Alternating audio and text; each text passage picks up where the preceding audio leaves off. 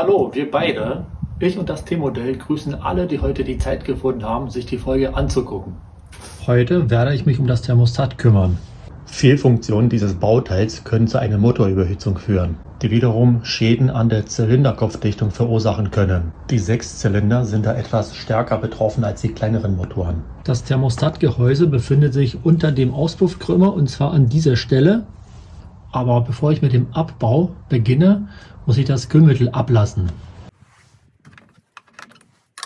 Dieser Arbeitsschritt findet eine Etage tiefer statt. Hier muss das Kühlwasser an 2 Stellen abgelassen werden. Ich beginne direkt an dem Kühler und zwar an der Schraube. Gleich daneben habe ich den Schlauch angeschlossen. Man kann das Kühlwasser über den Schlauch ablassen. Ich werde heute aber gezielt ohne Schlauch die Aktion durchführen, um zu zeigen, dass es auch ohne Schlauch funktioniert. Also den ziehe ich jetzt ab, den ich vorher befestigt habe,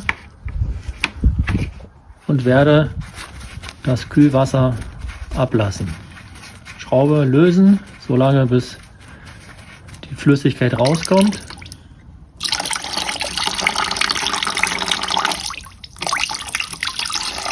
Und jetzt laufen lassen. Wie man sieht, kommt das Wasser jetzt hier vorne raus und auch an der Seite, da wo normalerweise der Schlauch angeschlossen werden kann. Das funktioniert ohne Schlauch genauso gut. Also vorne habe ich jetzt alles abgelassen. Der Eimer ist halb voll. Kann also die alte Schraube entfernen. Und die werde ich durch eine neue ersetzen. So.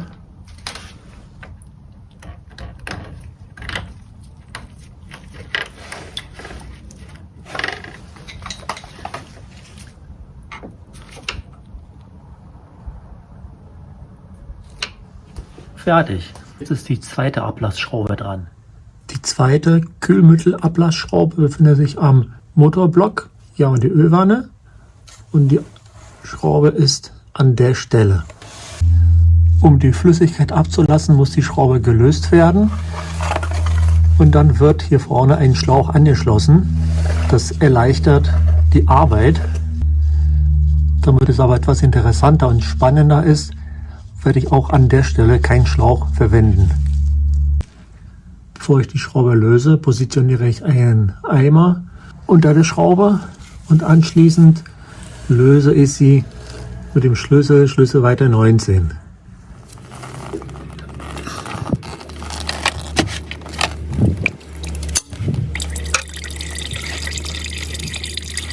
Ja, und jetzt langsam das Kühlwasser ablassen.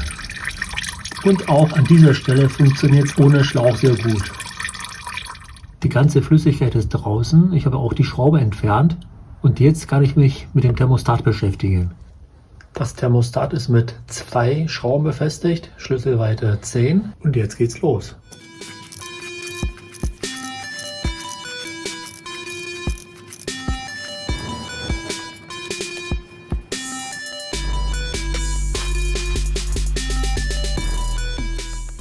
Jetzt kann das Gehäuse abgenommen werden.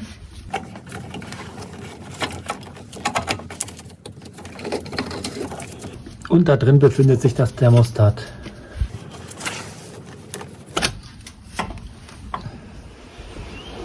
Hier ist ein kurzer Blick ins Gehäuse. Oh, ist ein bisschen verschmutzt. Die Dichtfläche hat keine Beschädigungen. Das Thermostat sieht eigentlich gar nicht so schlecht aus, hat aber trotzdem nicht funktioniert. Jetzt kann das neue Thermostat ausgepackt werden. Hier sieht es aus mit der Dichtung. Erstmal die Dichtung richtig positionieren.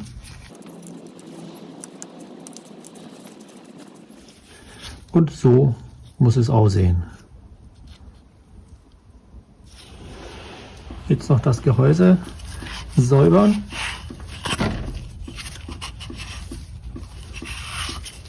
Ich habe die Dichtfläche mit Schleifpapier behandelt.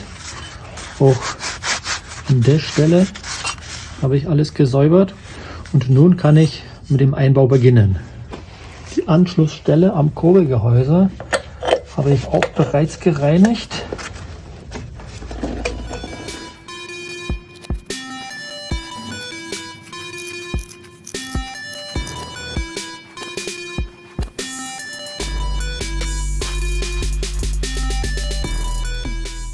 Und jetzt spätestens an dieser Stelle die Schraube reindrehen und im Anschluss kann das System mit dem Kühlmittel befüllt werden.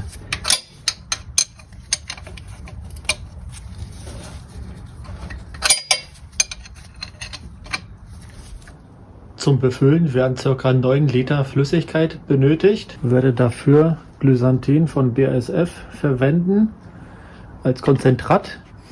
Und zum Verdünnen nehme ich das destillierte Wasser. Die beiden Mittel werden in einem Verhältnis 1:1 gemischt. Das heißt, ich benötige 4,5 Liter Glysantin und 4,5 Liter destilliertes Wasser. Und jetzt kommt die Mischung rein. Und somit beende ich die heutige Aktion und lade dich zu der nächsten Folge ein. In diesem Sinne bis zum nächsten Mal.